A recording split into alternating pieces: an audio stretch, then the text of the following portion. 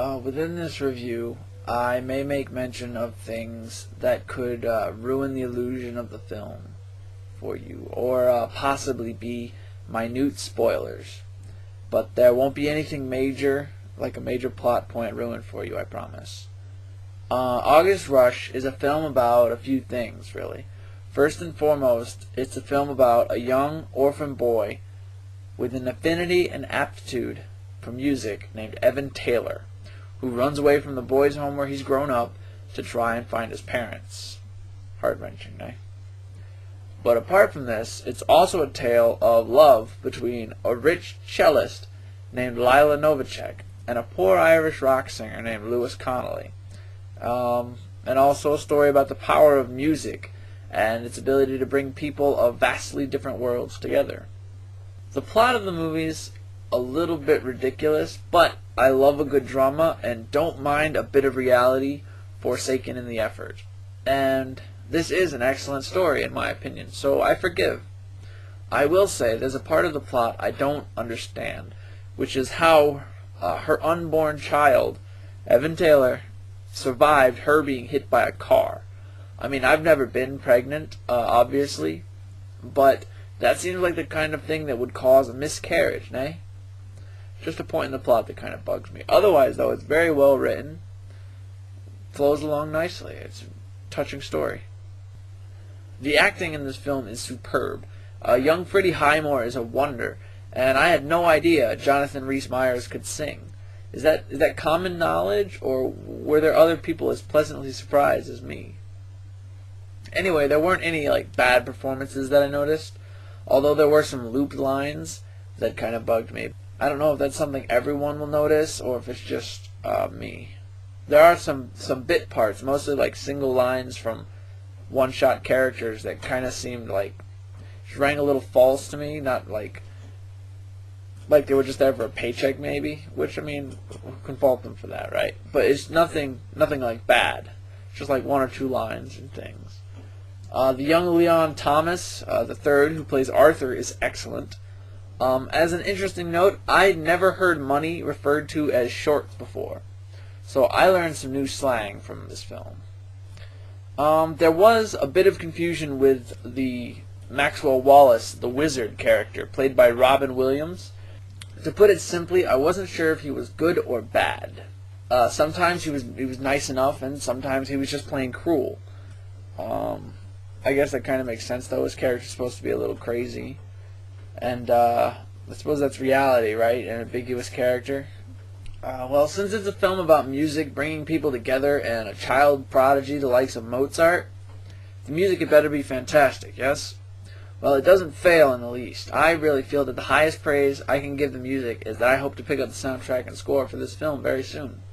It even mentions my favorite piece, Fiorellis, which is always a cool little note for me. And I love music that makes use of everyday sounds from the world, like car horns, sounds of shoes clicking, steam escaping, things like that. And there's a bit of that in this film, but the guitar work is fantastic. Visually speaking, it's shot well enough. They pick good film stock. I really don't know what to say when there's not visual effects for me to, I don't know, critique, to leave comment on. It's shot well enough. It's edited well enough. There's no points of confusion. There's no startling, badly done cuts. It flows together well. There are certain cutaway shots of Freddie playing that are obviously not his hands, unless he has very old man hands, or where the music you hear is clearly not what the kid's playing. But like the loop lines earlier, the ADR lines, it might just be something I notice. I don't know if it's something that everyone will see or would have noticed if I hadn't said something about it. And another bit of interest, and this is completely apart from the film. Is it just me, or are oftentimes in films the co-stars more attractive than the stars? I mean, we're just talking not acting talent, just physically more attractive. They're more appealing to the eye, we'll put it that way. And it really strikes me, particularly when it's supposed to be somebody who's so stunningly beautiful that the minute a man sees them, he falls in love, when there's somebody much more attractive standing right beside him. an example for this film is Bonnie McKee, who plays Lizzie, the main character, Lila's best friend. I find her much more attractive than Kerry Russell, who plays Lila. But then again, I'm kind of used to my personal taste in men and women differing from the majority and the popular opinion.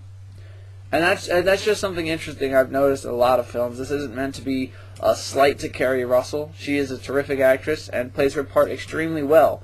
Possibly better than Bonnie McKee would have done. There's no way for me to know. In closing, I think that this is an excellent film.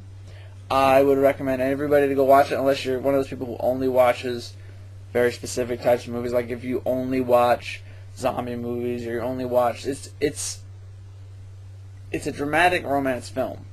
So if that's something that you absolutely despise, no matter how good a film it is, I guess don't see it. But I would recommend anybody to go see this. To go rent this movie. It's very good. And I love the music, so if you dig the music, I would definitely recommend picking up the soundtrack, if you're into music as I am. I don't really have much more than that to say on the film. August Rush is good, go see it.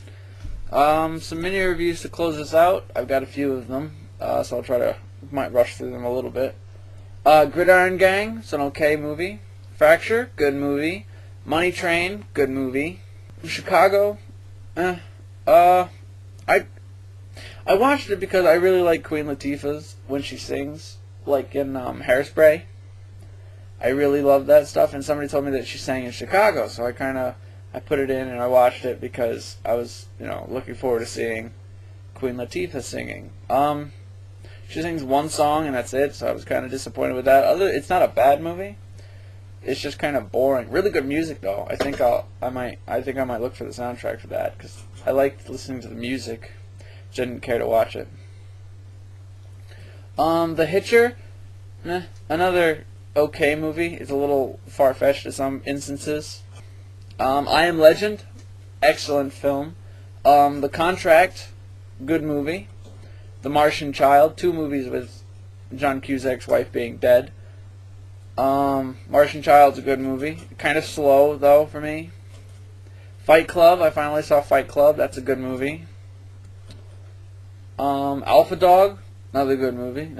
Very interesting film. I actually just finished watching that movie, and the ending of it is quite intense. But I thought it was good. I enjoyed it. So, until next time I chat with y'all. Later.